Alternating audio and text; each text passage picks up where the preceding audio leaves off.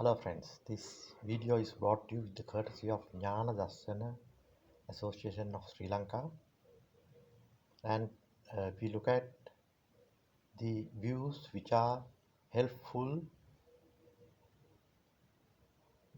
views which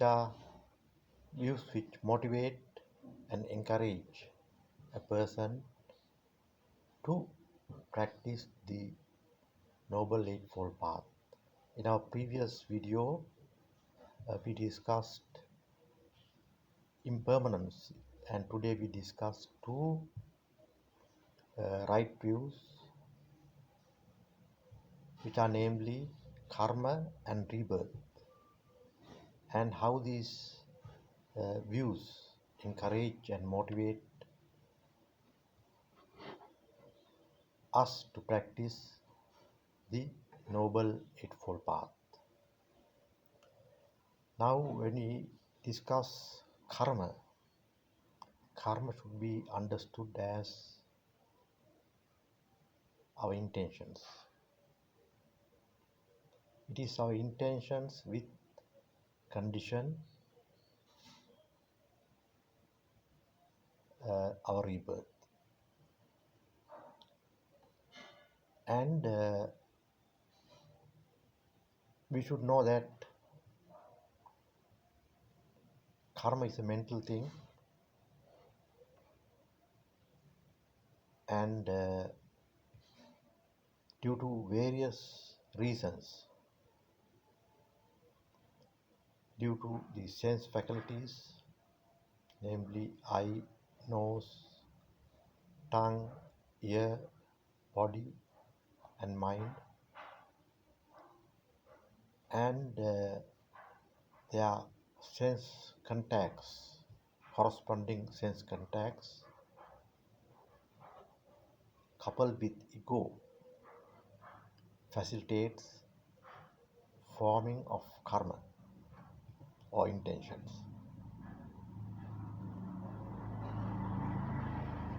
These intentions are of two kinds: good intentions or wholesome intentions is the first kind, unwholesome intentions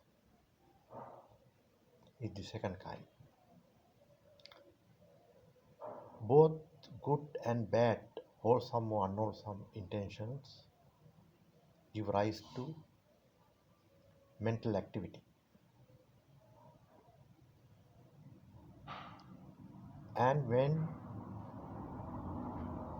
our mind is in contact with mental things, when our sense organs are in contact with corresponding sense objects,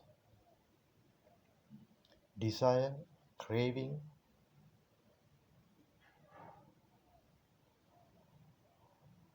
is arisen. And this desire and craving arises due to our consciousness of a self or ego.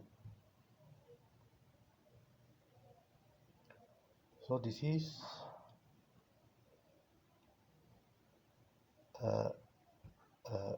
happening, which keeps happening all the time. And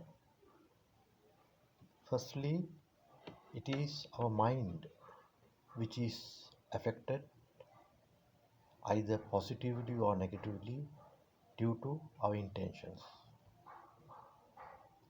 That is called mental karma. And due to mental karma, positive or negative attributes of the mind are risen. And as soon as they are risen, if we are attentive, we could feel them. Due to unwholesome karma, for example, due to hatred, due to wrong views, due to unrighteous, unrighteous, unrighteous greed,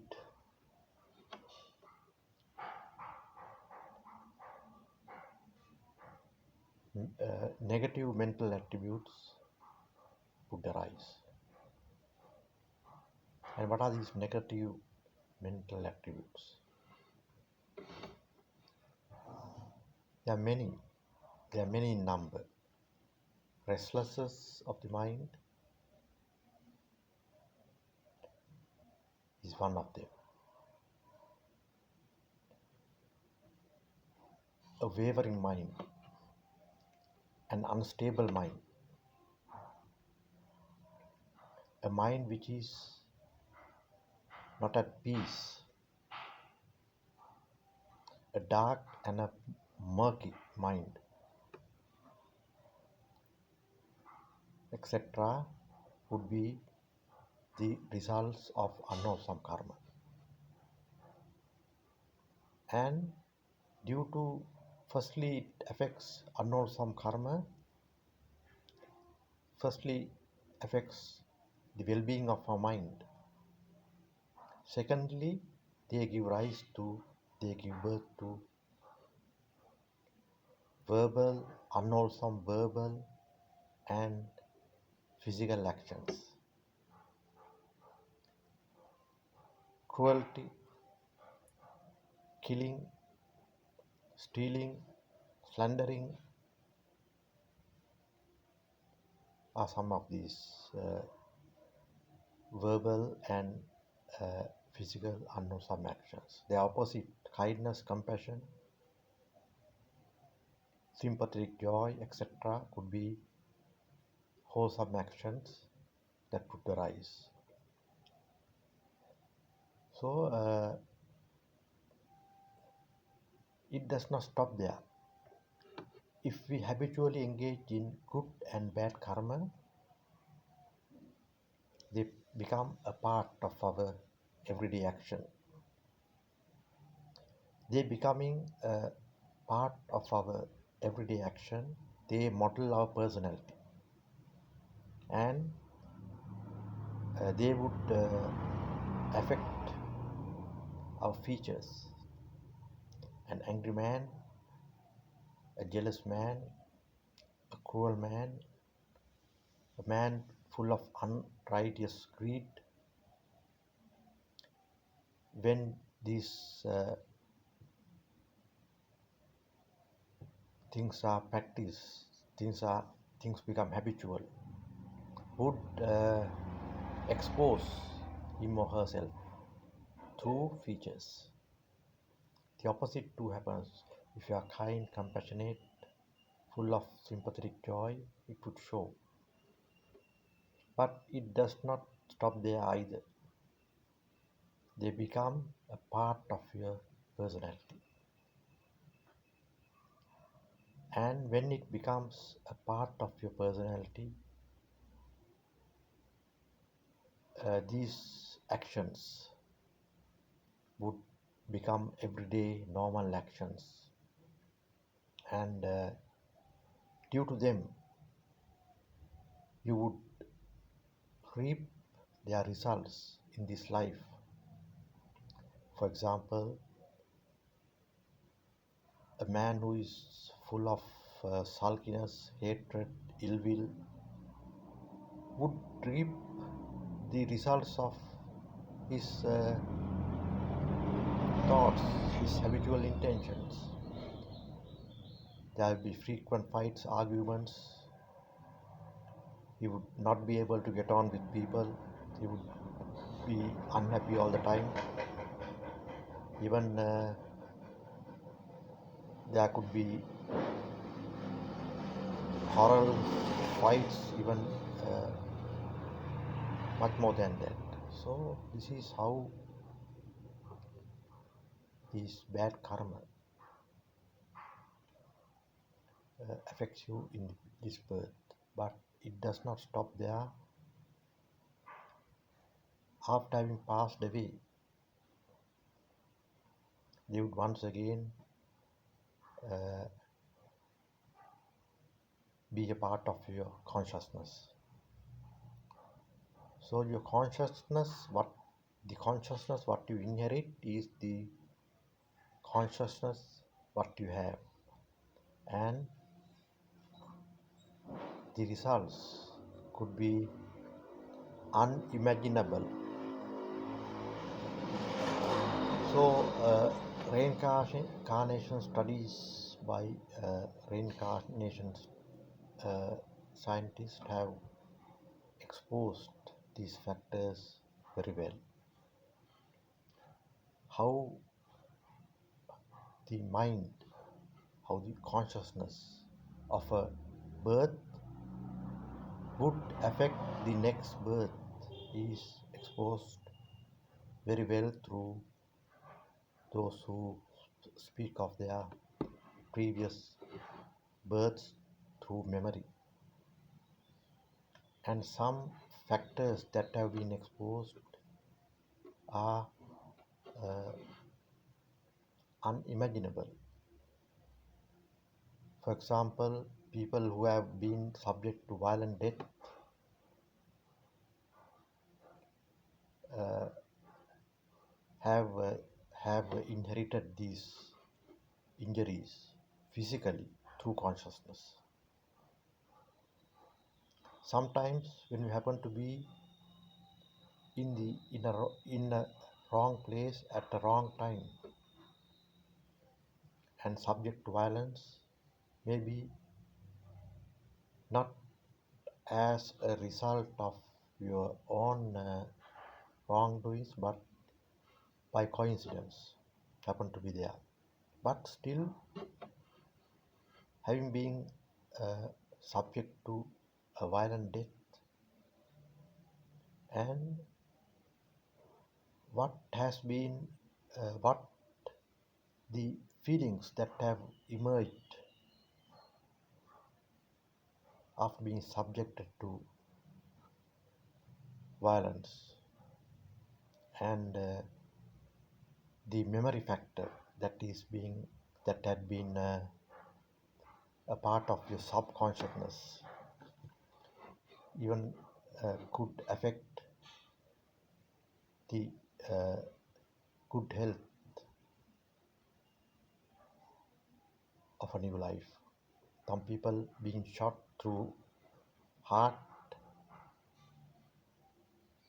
when reborn have inherited deformities of the heart. So are people who have uh, been victims of violent death have inherited deformed or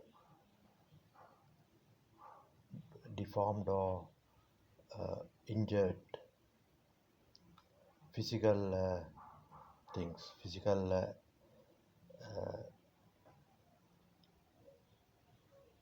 actions, physical forms. So these have been well documented in reincarnation research. So those who believe in karma and rebirth would be motivated to engage in good actions, and would uh, try to develop and cultivate their minds. With the help of such cultivation, they would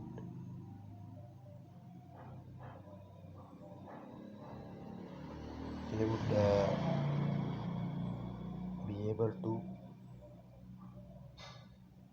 get good, positive, healthy rebirths.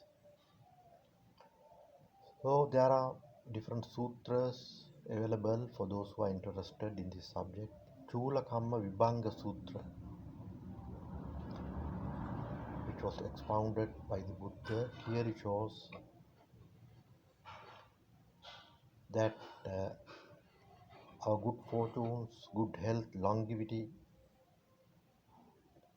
uh, fame, poverty, good health, everything is not just good luck but are results of good or bad karma in previous births.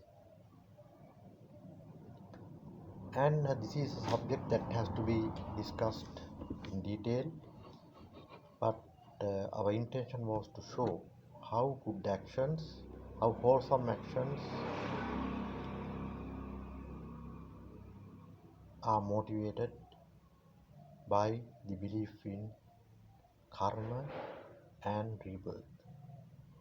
So those who believe in rebirth and karma would fear unwholesome actions,